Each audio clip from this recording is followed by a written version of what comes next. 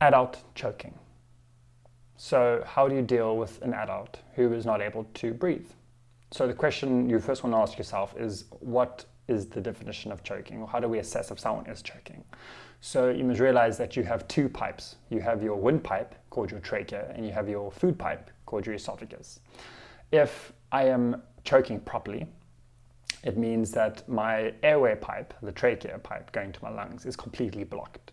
So I can't talk, I can't breathe, I can't cough, I can't make any noise because I can't put any air past my windpipe, which is where my vocal cords are. Trivia, the number one reason for choking in the US is a cupcake. I don't know. So if someone is choking, they can't cough, they can't talk, they can't make any noise from their mouth except because you can't do anything else, because you can't phonate at all. So what you're going to do is, if you're with someone who is choking, they are not going to be able to talk. So the first thing you do is you ask them, are you choking? And they will most likely look at you and not be able to do anything or say anything.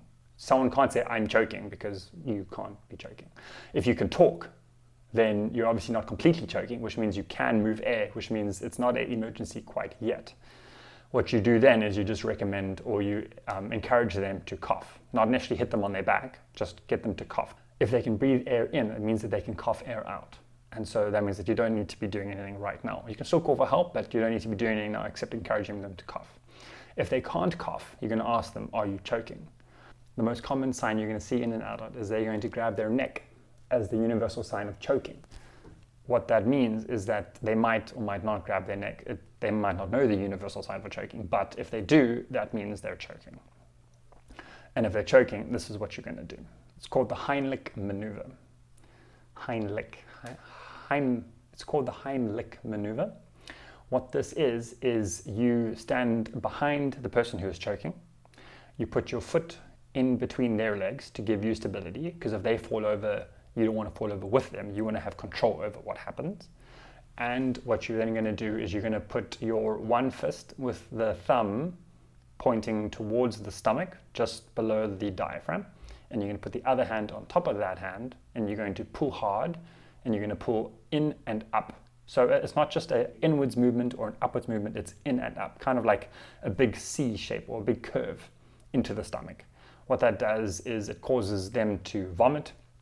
It also causes air that is in the lungs to compress the lungs, because you're pushing on the diaphragm below the lungs, and that pushes air out of the mouth, and that is very effective.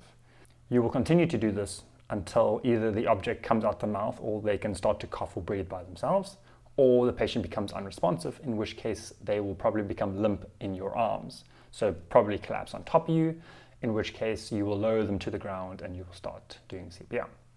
If you don't know how to do CPR, you can check out my last video, it's all there. The only addition to CPR is that you are going to look in the mouth every time you give a breath, if you're giving breaths. If you're only doing CPR, then that's fine. Do CPR, push hard, push fast, allow for proper chest recoil, 5 centimeters in adults, and phone for help. Remember, always call for help. Also a good reason to call for help even while they're choking, because you don't know if you're going to need them or not. It's no problem in needing help, calling for help. During the Heimlich maneuver, the patient starts breathing again, it comes out, a piece of steak or whatever comes out of their mouth, and you then can cancel the help, or they can still go to hospital if they want to. Hope this was helpful. Remember that there is a quiz at the bottom, and if you've enjoyed this, please like, share, and subscribe, and I'll see you in the next video.